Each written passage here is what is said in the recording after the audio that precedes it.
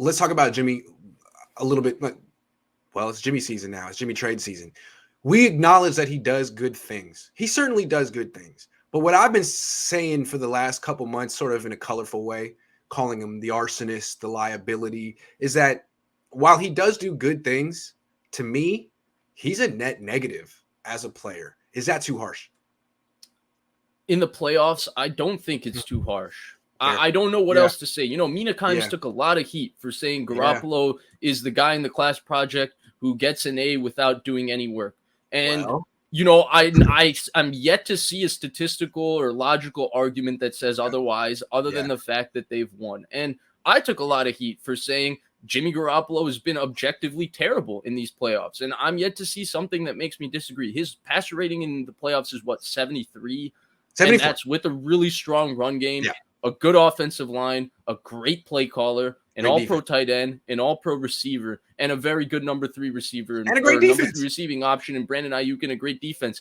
And I think, to me, when people go the game manager route, right, if you're going to say he's Alex Smith or Trent Dilfer, here's the thing with Alex Smith, okay?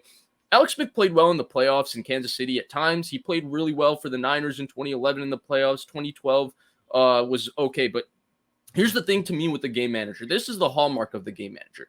They won't win you that game, but they also won't lose the game. They won't lose it. And the issue that I have with Jimmy Garoppolo in his 125 pass attempts or so in the playoffs is that he's thrown, 6 interceptions?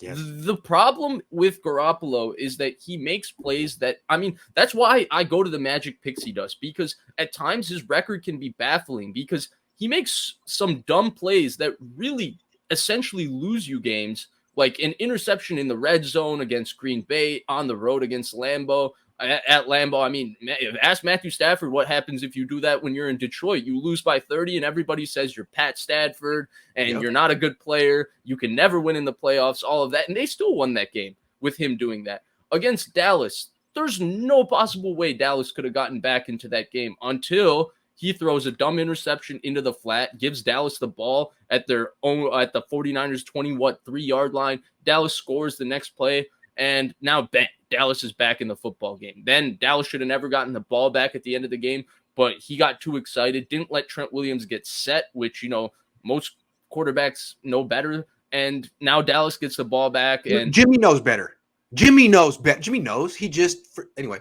And we're talking, about 14 seconds. So net negative is harsh, right? Because he's not a net negative in the regular season at all. He's a real starting quarterback in the NFL. Yeah. He's a solid player. He clearly has a very positive effect on his teammates and in his locker room. They don't say bad things about him. They genuinely like him. You can see that they like him and they play for him. There's nothing wrong with those things.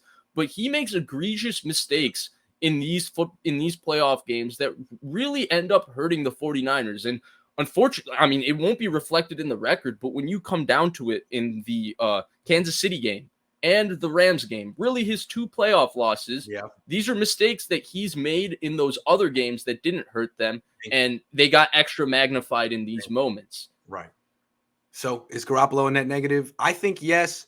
Vish is more diplomatic than I am, and I guess the correct answer is we'll see. He's got a lot more career ahead of him. I'm not really optimistic that he's going to be able to take his magic pixie dust, to use your phrase, with him to whatever team he goes to next. But if he does, man, God love him. Only thing I want to point out real quick, Alex Smith, 2-5 in the playoffs, right? Not the quarter. I think a lot of Niner fans are ready to say that Jimmy was a better quarterback than Alex Smith. And when Alex Smith, 7 playoff games, 14 touchdown passes, 2 picks. Yeah. As opposed to Jimmy, who had 6 playoff games, 4 touchdown passes, 6 picks. I think he had 378 yards.